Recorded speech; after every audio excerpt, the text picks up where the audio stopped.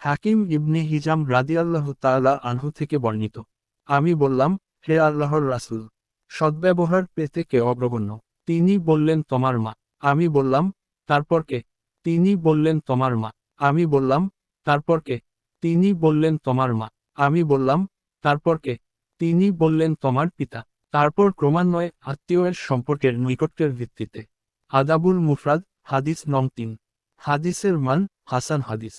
শিক্ষণীয় বিষয়সমূহ: ১. মায়ের মর্যাদা ও অধিকার।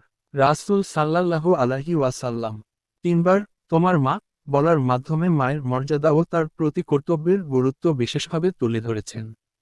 মায়ের প্রতি সন্তানের দায়িত্ব, শ্রদ্ধা ও সেবা করা ইবাদতের অন্তর্ভুক্ত। ২. পিতার অধিকার।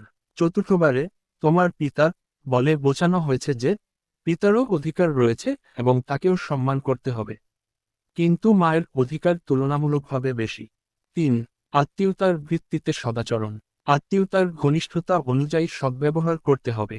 আত্মীয় স্বজনদের প্রতি সহানুভূতি ও সদ্ব্যবহার ইসলামে গুরুত্বপূর্ণ। আল্লাহ আমাদের হাদিসের উপর আমল করার তৌফিক দান করুন। আমিন।